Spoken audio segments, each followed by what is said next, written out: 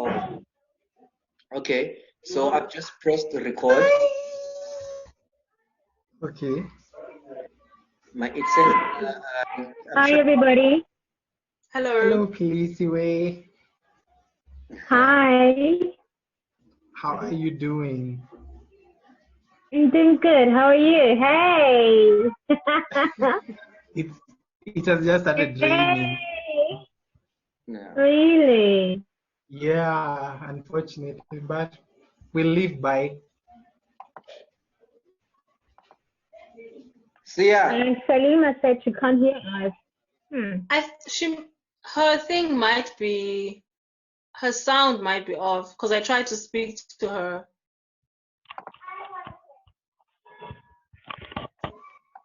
Let's take this out.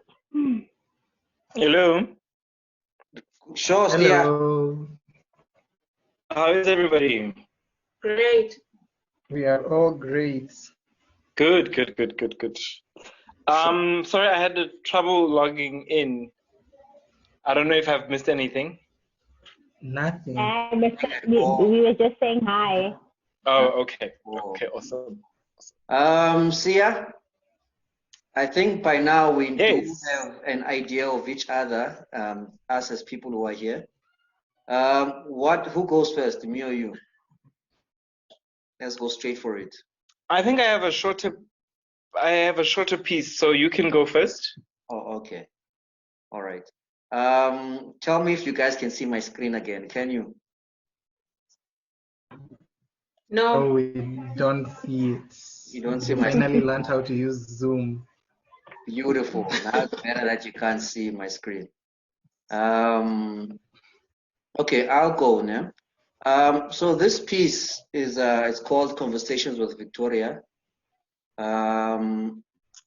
It's been a piece that's been work in progress, but I chose to share it now. It keeps on saying my internet connection is unstable.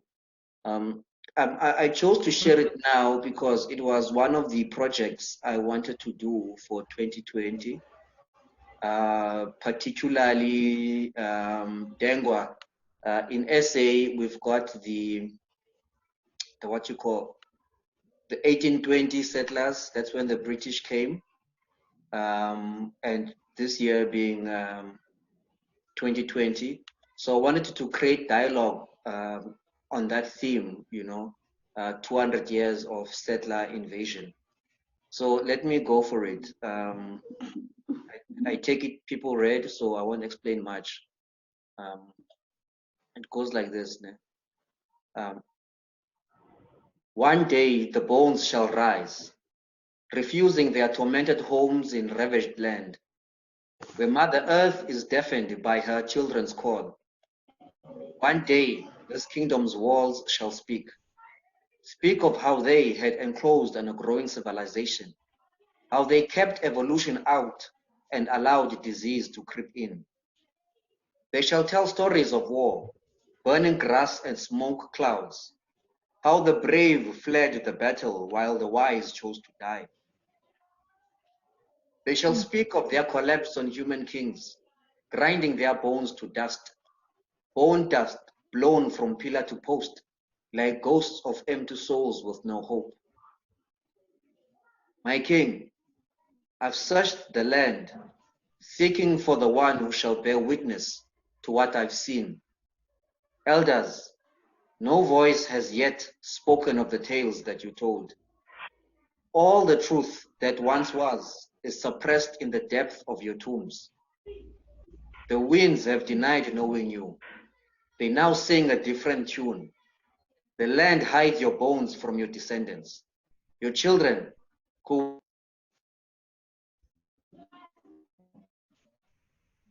Sorry, I have to keep on admitting people also. Okay.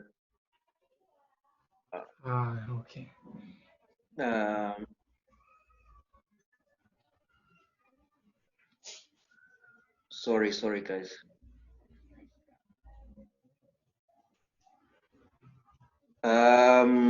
Mike, I'll start from the second paragraph. My king, I've searched the land seeking for the one who shall bear witness to what I've seen.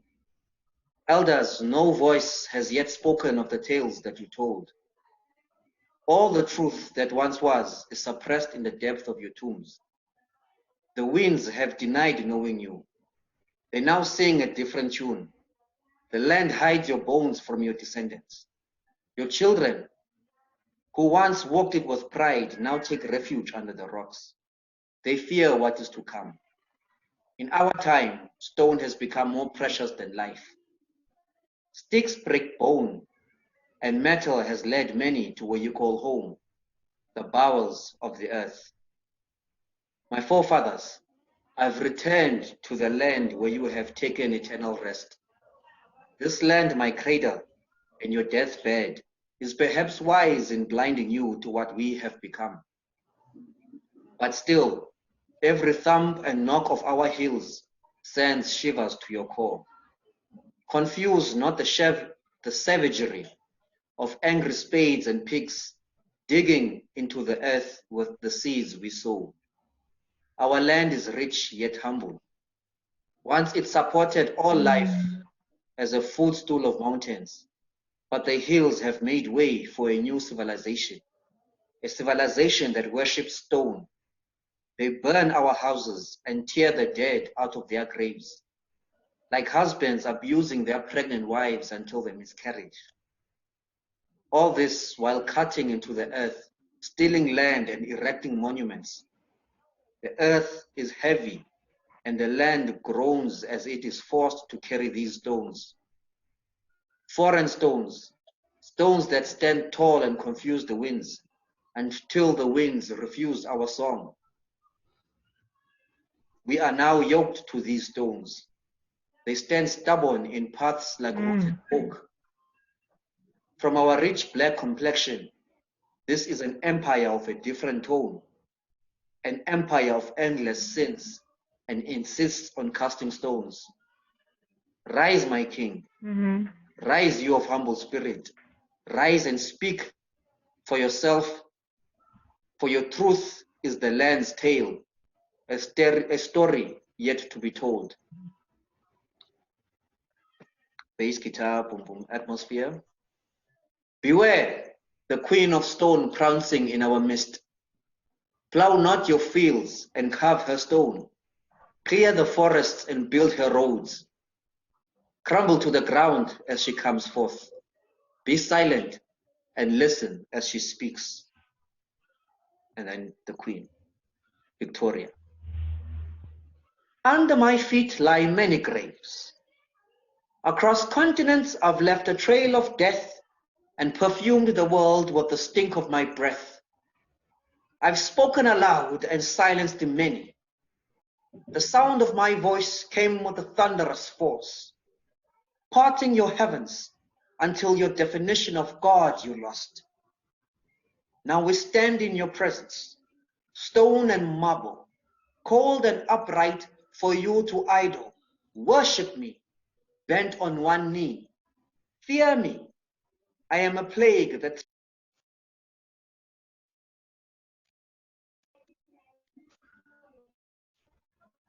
and taste the philosophy of my saliva. Between my legs I warm civilizations, a lion's den, where natives only escape as ghosts, shells of themselves. My kindness is shallow. My arms were not meant to embrace those whose minds are still infant. My mission is to build walls around you and box you as primitive. My milk is toxic. My breasts have crippled nations. My ass is a veil. It hides your truth and steals visions from your prophets. My hand covers your mouth, muzzling your speech. I've broken all your fingertips. You cannot reach. Purchased your ancestors' every bone. They were expensive slaves that died before their time. Now you must account as the deficit. Therefore, amount to your worth. Less of a human being you shall forever be. Comrades, I think I shall stop the reading there, just for time's sake, if you allow me. or should I continue?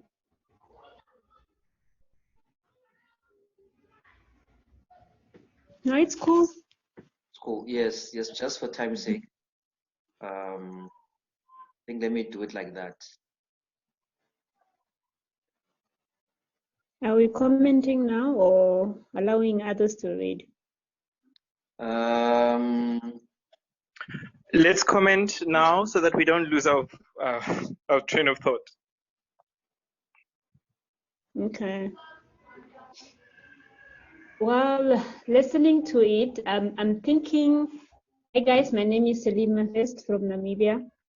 While listening to it, I'm thinking of it as a poetic musical thing.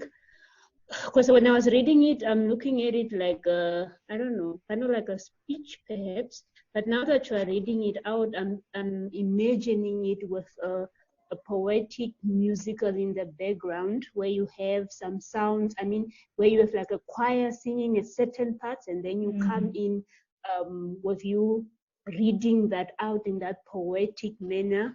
I don't know. I heard a song in that line once. I just don't know who the artist was. So that's how I'm picturing it right now.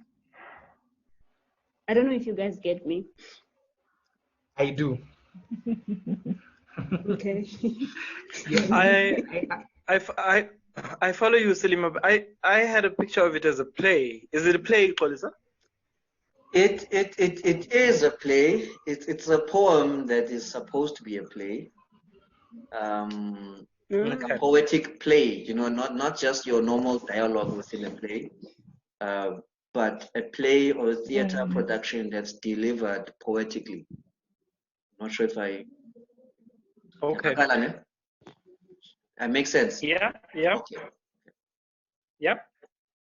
But listen, Selima is 100% right, because I mean that's why I've got things like bass guitar at the back, because you know the instrumentals were definitely there, and that whole choir feel is something that I was looking for, particularly an African choir. I'm gonna have so much trouble with my it's my network, guys. Sorry about that. Yeah, but I think let me give space for people to comment and not take the slide. I really enjoyed it, Kolisa. I think it's gonna be a very beautiful poetic play. It has a room to become a musical poetic play, but also has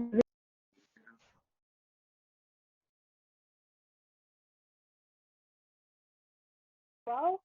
I also picked up there's a playwright from Ghana called which I really thought you should get this book. I hope you can see it. There's an influence of Greek structure in it as well, which is what you're doing as well there in your play. I think you should read this, particularly this one. Ato Ado, Ghanaian playwright. And I honestly think as an actor myself, I should truly make the queen different from the elder. The rhythm should be different. The pace also should be different in the writing, which now as you are an actor as well, you are able to change the pace and the rhythm. But in the writing, it should be there as well. Yes, and I enjoyed it. So well done.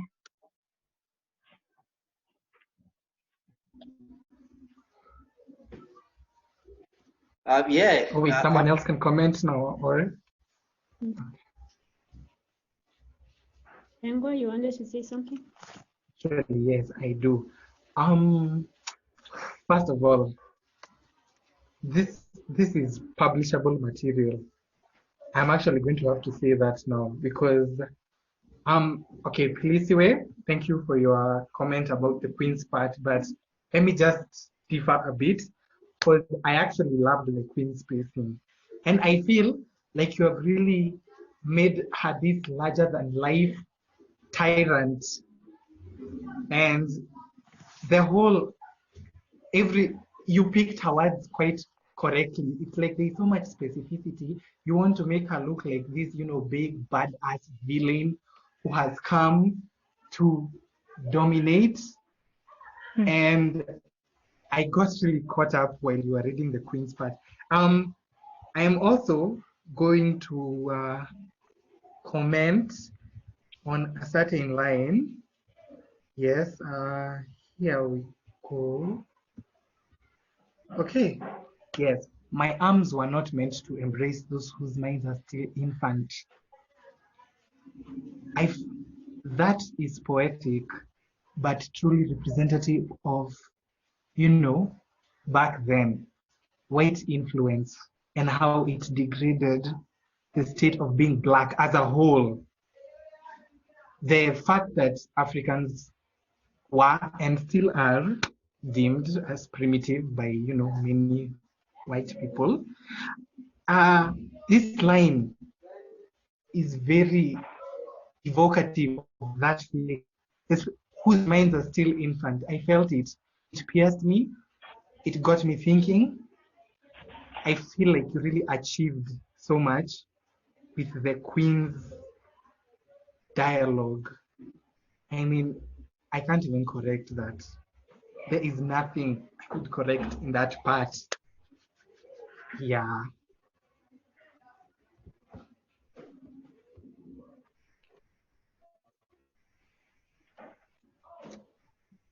Okay, I'm done.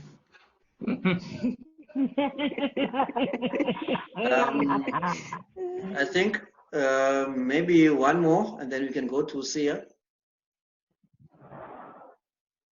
I thought you mentioned like my country's native language in there. You said Oshivambo rice, Oshivambo, or something in that line, or maybe I'm mistaken when you were reading it. You are mistaken. Okay. Yeah, mistaken. But I definitely what you are saying, because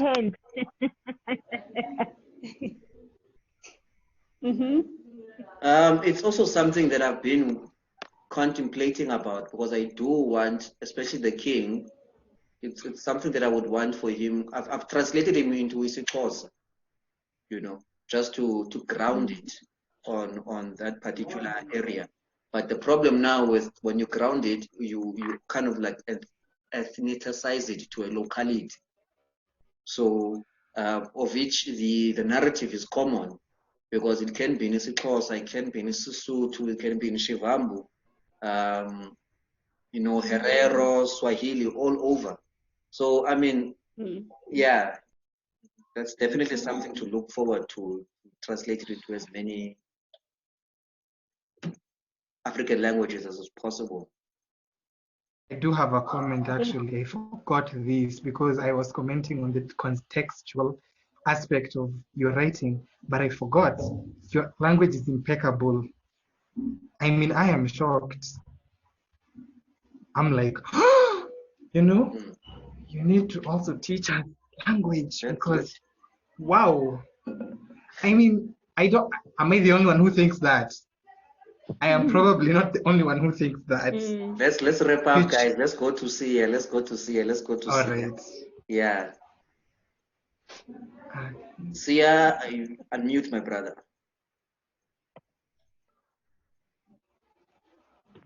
Okay, thank you, Xolisa. Everyone,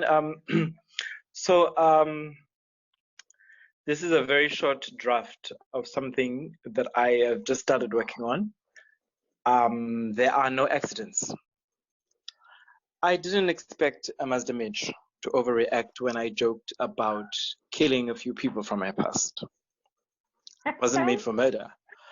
Was built for the road. Mazda chipped. I might be a simple fuel injector, but I've had hard dirt toiling underneath my rubber and rough roads fucking up my front suspension. More alarmingly was the jab from the Corolla Quest, waiting for a new exhaust. Most of us worry about getting a regular service and a full tank of petrol.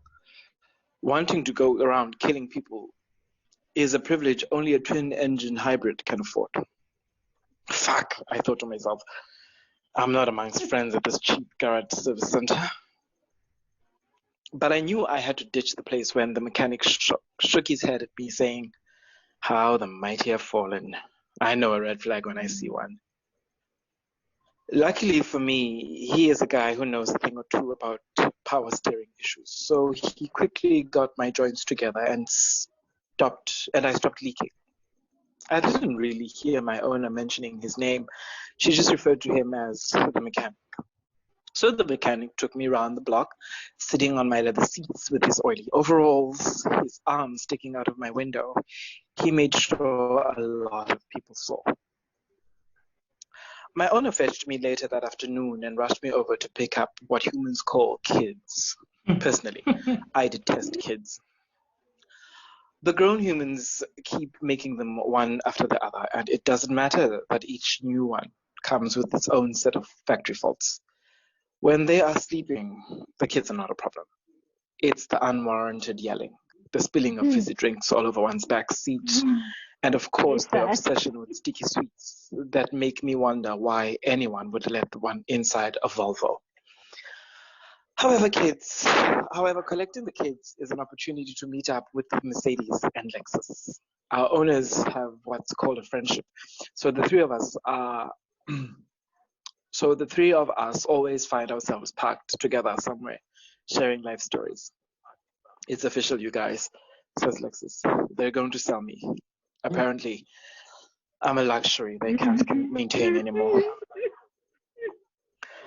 They are looking at getting something easier on the pocket, whatever that means." It reminds me of that time I was auctioned. I say sympathetically. If only. They are going to put me on some field on weekends with a sign on my windows so I can be seen.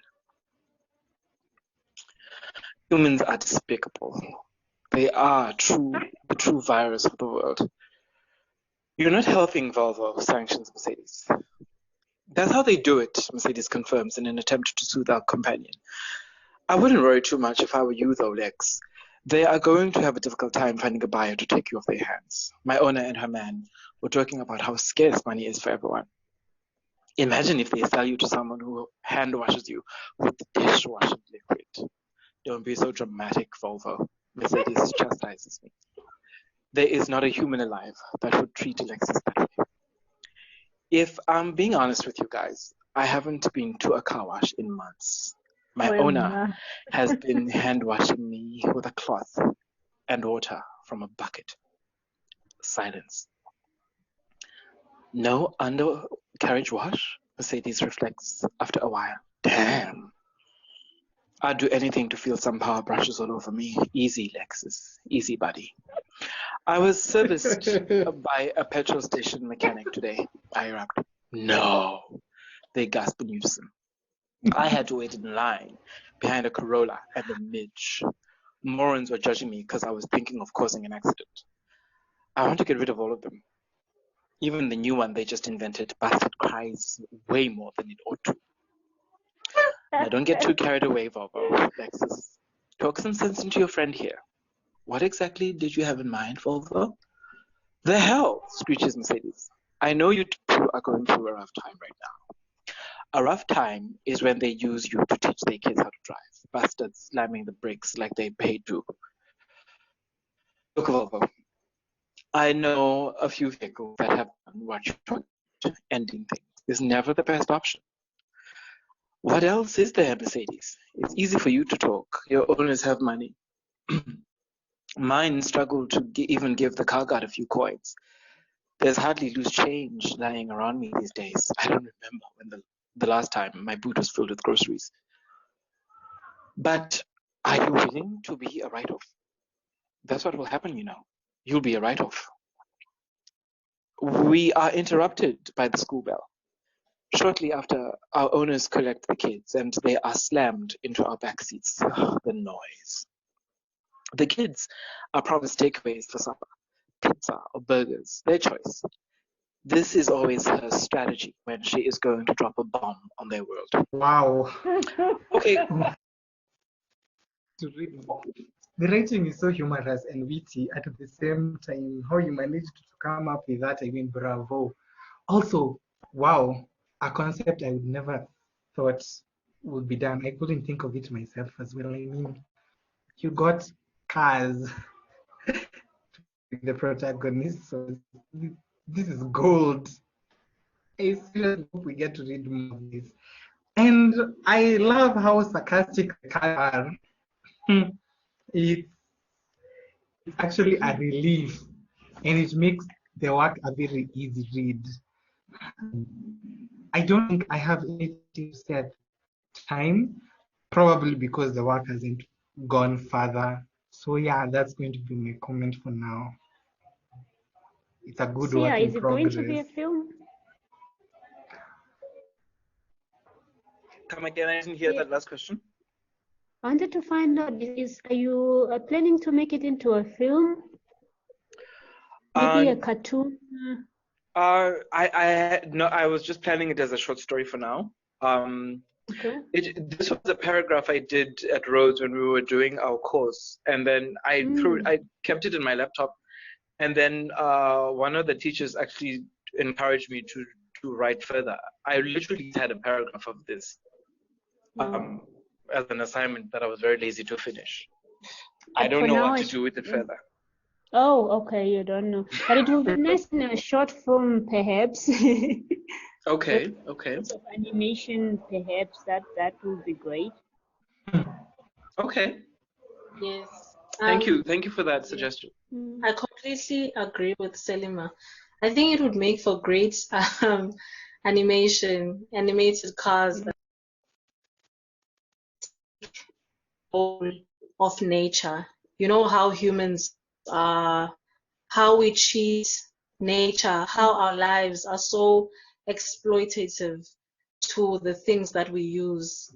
I mean, I don't know if you've thought about it, but maybe also the idea of how damaging cars are to the environment. It would be great because not only do they kill us through accidents, but they are already killing us. Like in the next, I don't know, 100 years, our world is going to look very different because of cars. And just the about things like coronavirus, well, they stem from our habits, things that we've made our way of living.